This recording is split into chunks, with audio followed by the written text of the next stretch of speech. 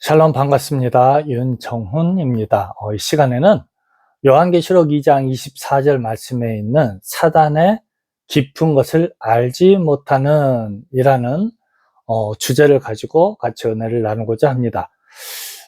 요한계시록 2장 24절 말씀을 보면은 두아디라에 남아있는 이 교훈을 받지 아니하고 소위 사단의 깊은 것을 알지 못하는 너희에게 말하노니 다른 짐으로 너희에게 줄 것이 없노라. 이 사단의 깊은 것이 무엇일까요? 그것은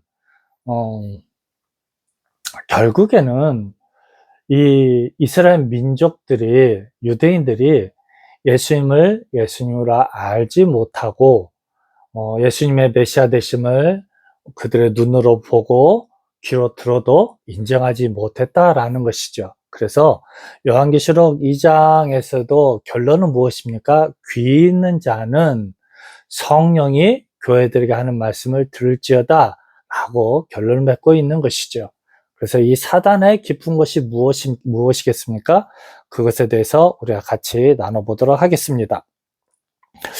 이제 예수님과 베드로와의 대화 속에서 베드로가 예수님께서 이제 내가 십자가를 져야 되겠다, 이제 내가 죽으러 가야 되겠다 라는 말씀을 하셨을 때 베드로의 반응이 무엇이겠습니까? 예수님 죽으시면 안 됩니다 라고 반응했을 때 예수님이 뭐라고 하십니까? 사단아 물러나라, 내가 하나님의 일을 알지 못하는도다 라고 표현했던 것을 봅니다. 여러분, 이 사단의 역사는 이 사람으로 하여금 온전히 하나님의 뜻을 알지 못하여서 오히려 하나님의 뜻과 계획을 방해하고 있다라는 것이죠. 이것을 우리는 기억해야 할 것입니다. 그 다음에 이제 마태복음 4장 10절 말씀도 보면은 사단이 예수 그리스도에 대해서 이제 광야에서 시험을 하는 것이죠. 뭐라고 합니까? 하나님 말씀을 문자적으로 실험해보라 라는 것이죠. 문자적으로 시행해보라 라는 것이죠. 이 말씀은 제가 자주 늘 드렸던 것이죠. 그래서 예수님 보고 직접 교회에서 뛰어내려 보라, 그러면은 천사들이 다치지 않게 보여주겠다라고 하는 것이죠. 실질적으로 우리가 교회 높은 곳에서 뛰어내리게 되면 그 결과가 어떻게 되겠습니까? 이제 우리가 큰 상처를 입고 목숨까지도 위태로운 상황이 걸리게 될 것입니다. 그래서 그렇죠. 예수님께 10리를 가고자 하는 자에게는 20리를 가게 하고 속옷을 한 자에게는 겉옷까지 주고, 이게 다 누가 누구에게 요구하는 것이었습니까? 사람과 사람 사이의 관계가 아니라 예수님과 우리하고의 관계였던 것이죠. 그래서 하나님의 말씀은 문자적으로 해석했다는 큰 오류가 생길 수 있다라는 것들을, 그래서 예수님께서는 비유가 아니고서는 하나님의 말씀 증거하지 않았다라는 표현을 쓰는 것이죠. 그 이유가 무엇이겠습니까? 영이신 하나님을 증거해야 되기 때문인 것이죠. 그래서 모든 저자들이 성령의 감동으로 말미암아서 영이신 하나님을 설명하기 위한 그 시대의 최고의 비유를 들어서 그 시대 사람들이 이해하기 쉬운 말로 표현했던 것이죠. 우리는 이것을 반드시 기억해야 할 것입니다. 요한계시록 12장 9절 말씀 보면 큰 영이 내어 쫓기니 옛뱀 곧 마귀라고도 하고 사단이라고도 하는 온 천하를 꿰는 자라, 땅으로 내어 쫓기니 그의 사자들도 저와 함께 내어 쫓기니라. 그렇죠? 이게 사단에 대한 정의입니다. 큰 영으로 표현하고 옛뱀으로도 표현하고 마귀 곧 사탄이라고도 표현하죠. 이 모든 것은, 이 단어들은 똑같은 의미다라는 것이죠. 근데 여기서 이제 재미있는 표현들이 두 가지 있습니다.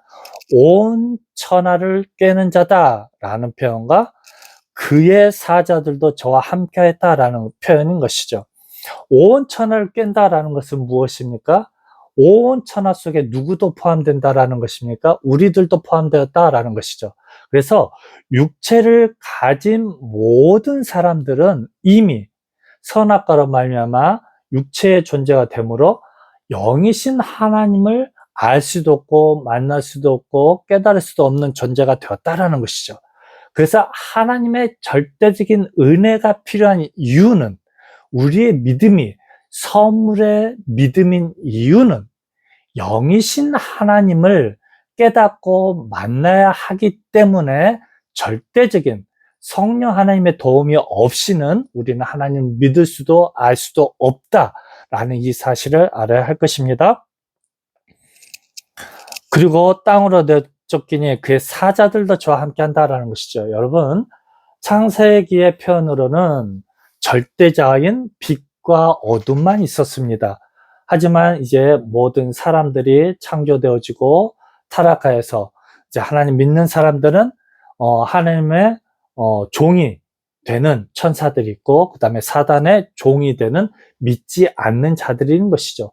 이 천사들은 하나님을 명령을 순종하는 전령들이 되는 것이고, 하나님의 군사가 되는 것이고, 이제 물론 그와 동일하게 믿지 않고 죽은 자들은 이제 사단에 따르는 무엇이 됩니까? 사자가 되어서 대적한다라는 것이죠. 그래서 요한계시록 마지막 장에도 어떤 표현이 나옵니까? 이제 새 예루살렘 성을 사단의 무리들이 에워싼데 수만 겹으로 이제 에워싸고 있다라는 것이죠. 그래서 마지막 전투인 아마겟돈 전투가 기다리고 있다라는 것이죠. 그리고 요한계시록 3장 9절, 사단의 회 곧 자칭 유대인이라 하나. 그렇죠? 이 유대인들의 모임이 이스라엘 민족들이 어떻게 되어버렸습니까? 사단의 회가 되어버렸다라는 것이죠. 즉 하나님을 올바로 알지 못하는, 하나님에 대한 잘못된 지식이 무엇이 되어버렸습니까? 사단의 회가 되어버렸다라는 것이죠. 그래서 예수님은 하나님 말씀합니다. 너희들이 하나님을 아는 지식이 없어서 망한다라고 표현하고 있고, 하나님을 아는 지식이 없는 유대인들은 어떻게 결론이 되어버렸습니까? 오히려 예수님을 대적하는 사단의 회가 되어버렸다라는 것이죠. 이 시대도 동일합니다. 성령으로 역사하시는 예수님을 온전히 알지 못하면, 귀 있는 자는 성령이 말씀하시는 그 말씀을 들을 수 없게 되면 무엇이 됩니까? 영적인 유대인이 되어버린다라는 것이죠. 그래서 우리는 하나님을 아는 지식에 베레아 사람들처럼 늘 궁구하고, 과연 그 말씀이 그런가 하여 상고하는 사람이 되어야 할 것입니다. 결론을 맺습니다.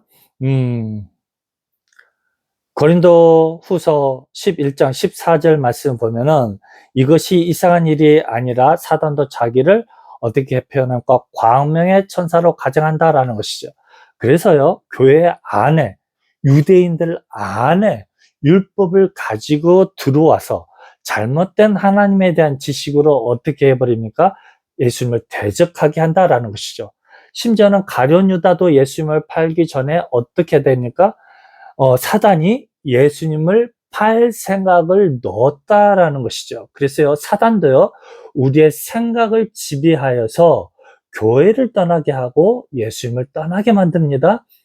그래서 사단도 마찬가지로, 예수님도 마찬가지죠. 예수님도 우리 마음속에 예수님을 아는 우리의 마음과 생각을 지켜주시지요. 그래서 하나님의 말씀으로 우리 영과 혼과 생각을 찔러 쪼개서 하나님 말씀 앞에 순종하게 만드는 것이죠. 그래서 여러분, 사단의 이 깊은 것은 무엇입니까? 우리의 생각을 지배하게 한다라는 것이죠. 그래서 우리를 혼란스럽게 하고 옛뱀 곧 마귀가 아담과 하와를 유혹했던 것처럼, 과연 그 말씀이 그러할까요? 예수님이 하신 말씀을 변개케 한다라는 것이죠. 그리하여서 선악과를 따먹게 만든다라는 것이죠. 정녕 죽을 그 일들을 행하게 한다라는 것이죠. 그래서 여러분, 사단의 깊은 것이란 무엇입니까? 율법의 문자대로 따르게 한다라는 것이죠. 우리의 생각을 지배하여서 교회를 떠나게 하고, 그 다음에 율법을 그 다음에 예수님을 떠나게 만든다라는 것들을 반드시 기억해야 할 것입니다. 지금도 교회에서는 사단이 광명한 천사로 변장해서 어떤 일을 하고 있습니까? 데살로니가 후서 2장 9절 말씀 보니까 악한 자의 임함은 사단의 역사를 따라 모든 능력과 표적과 거짓 기적을 나타낸다라는 것이죠. 여러분, 교회 안에서 모든 표적과 기적과 이적이 나타난다? 100% 광명한 천사로 가장한 사단의 역사입니다. 오직 우리 성령 하나님의 역사는 하나님의 말씀으로 말미암아 우리의 마음과 생각을 지켜주십니다. 우리 하나님의 말씀으로 영이신 하나님을 믿고 따르게 만듭니다. 우리의 믿음을 지켜주십니다. 세상 끝날까지 함께하여 주셔서 우리의 마음을 지켜주시고 우리의 생각을 지켜주셔서 우리의 주님과의 어떤 그 신뢰가 신랑과 신부의 그 관계처럼 주인과 종의 관계처럼 결단코 하나님이 맺어주신 것을 사람이 끊을 수 없는 그런 관계로 만들어 주신다는 것들을 반드시 기억해야 할 것입니다. 사단의 깊은 것을 알고 깨달아서 결단코 흔들림이 없는 반석 위에 세워진 믿음을 소유하는 저와 여러분이 되시기를 주님의 이름으로 부탁드립니다. 감사합니다.